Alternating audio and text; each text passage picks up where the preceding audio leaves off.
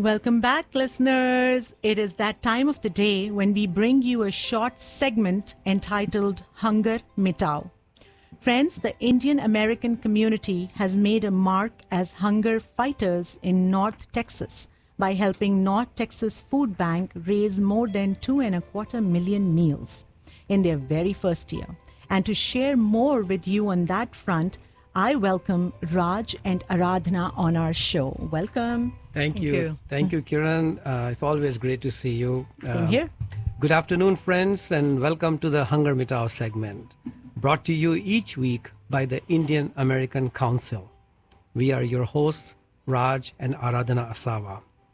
Through this radio show, it is our intent to raise awareness about the rampant hunger right here in North Texas, and share ways in which each one of us, in the spirit of give where you live, can make a difference. Please take a minute to visit ntfb.org/IAC and learn how the Indian American Council helps North Texas Food Bank in the fight against hunger in North Texas. Again, the website is ntfb.org/IAC. So Aradhana, the theme of our show today is the changing faces of hunger. When you hear the word hunger, food challenge, what comes to your mind?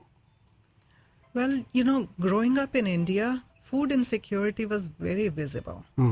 We saw beggars, the homeless people. I mean, it was pretty commonplace. These sites were not hidden. We saw them all looking for food. Naturally, we associated hunger with homelessness.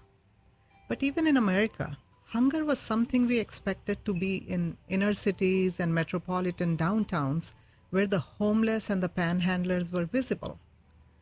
That's why it was really shocking to find out that more than 850,000 people in North Texas are food challenged.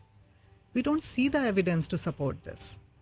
But Raj, as we started to work with North Texas Food Bank, we learned how the faces of hunger have changed over time. To share insights about the changing faces of hunger, we have with us today a person who is on the front lines of serving the hungry and needy every day. That's right.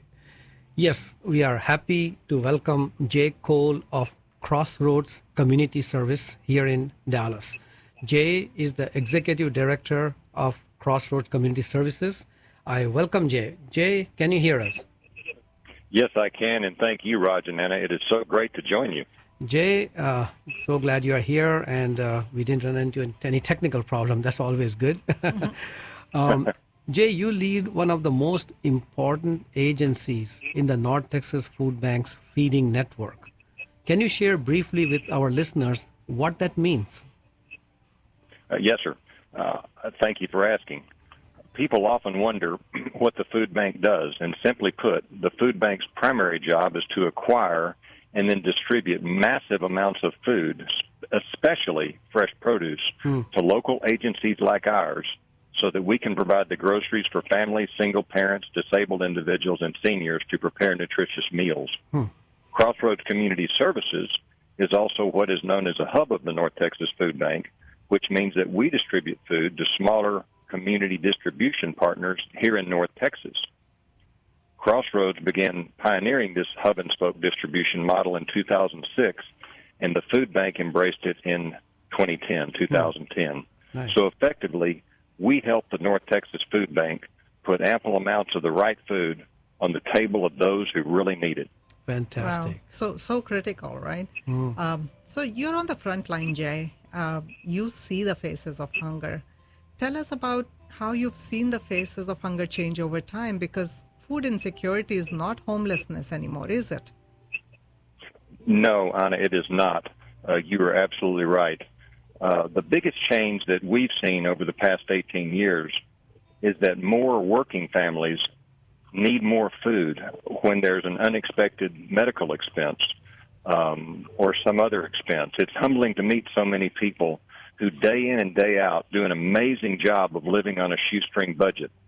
And then when the car breaks down, the child needs, as I said earlier, $300 worth of medicine.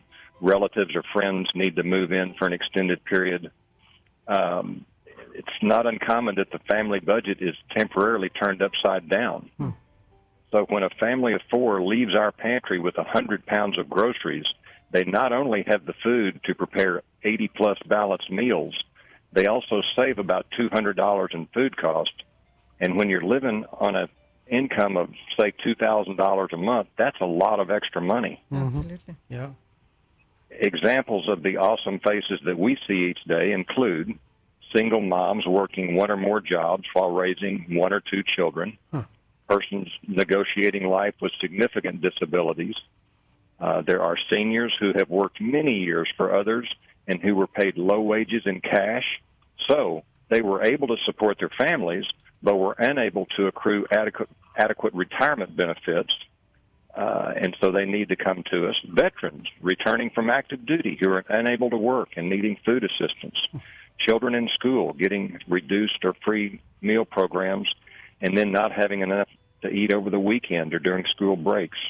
And finally, college students doing their best to get an education.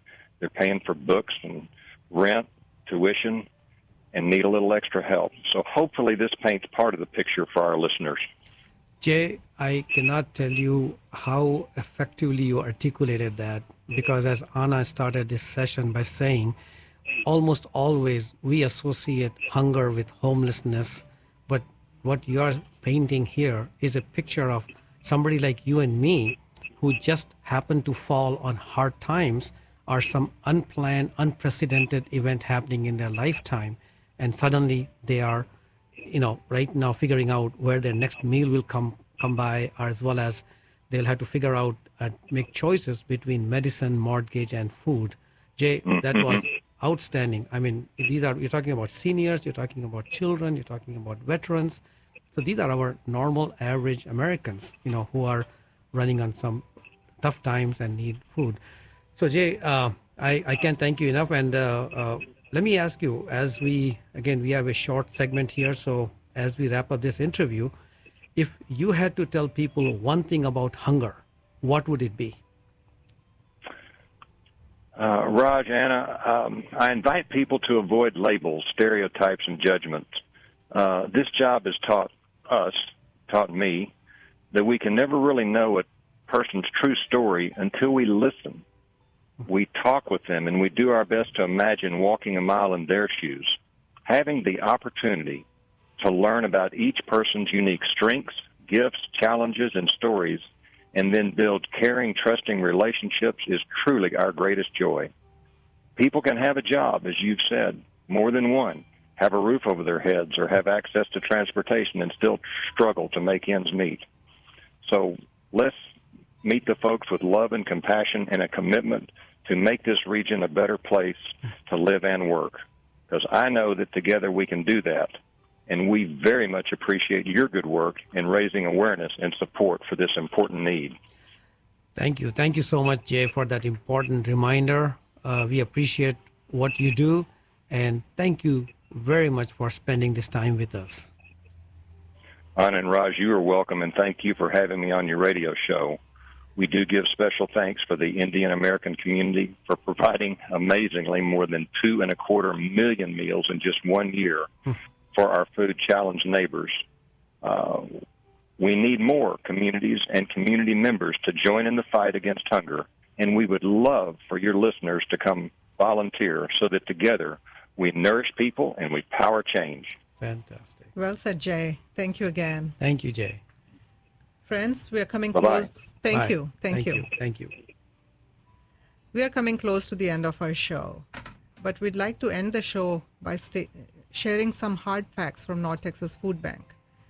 I think the hard facts will help us get a better understanding of this issue and about the changing faces of hunger. More than 800,000 people across North Texas Food Bank's 13-county service area are food insecure. That means 1 in 6 people. Having a job doesn't mean that you can't be hungry. Stagnant wages, underemployment are contributing factors to low family incomes. There is a strong correlation between hunger and health, with 1 in 3 client households affected by diabetes and 60% with unpaid medical bills. 80% of clients choose to purchase inexpensive and often unhealthy food just to have something to eat. 2/3 of the households that the North Texas Food Bank serves report having to choose between food and paying medical care. 1 in every 4 kids in North Texas is food insecure. Almost 300,000 children. Food insecure children are sick more often and are more likely to suffer developmental delays. 95% of households served by NTFB have an annual household income of $30,000 or less. In North Texas, 1 in 6 food insecure households is home to a veteran. So, friends, the hunger issue is not a one and done deal. The power to change lives is in our hands. To learn more about the North Texas Food Bank and all the partners that they serve, please visit ntfb.org. With festival season here, please remember to conduct food drives, and please remember to come and volunteer with us at North Texas Food Bank. That's right. And in fact, you can find out details about places to volunteer at ntfb.org/IAC. I want to have a special call out for the upcoming Diwali Mela on November 3rd. Yes. The Diwali Mela organizers have kindly offered us a booth at their function, and we will be there with literature. So we encourage you to participate in the November 3rd Diwali Mela and ask you to swing by our booth. You can learn a little bit more about the hunger issue. You can sign up in the booth for voluntary programs. You can learn more about the voluntary programs, meet up with some NTFB staff, and just join in this movement. Yeah, just come by, say hi to us. That's right. We look forward to seeing you all at Cotton Bowl on November 3rd. Any t-shirts, Aradhana, that you may be giving away? We always have raffles, and you'll have an opportunity to buy yourself a wonderful IAC t-shirt. Wonderful. I think it's a collector's item. Yeah, absolutely. It's a beautiful looking t-shirt. So friends, we, the Indian American Council, have just one calling card. We have said that many times. We keep repeating it. We repeat it only because we urge you to please go visit this website, ntfb.org/IAC. Unless you go visit there and unless you learn about 3 to 4 ways through which you can engage, it's not just money, my friends. You can engage by just doing a simple food drive. You can engage by giving an hour or 2 of your time, and you can make a difference. This is what community is all about. Money will come. There are sources from where money will come, but I think it's important for the community to be hands-on in being present, addressing issues that are right here in our own front yard and backyard. So with that, please visit ntfb.org/IAC. It is our goal to keep you informed and current through this website.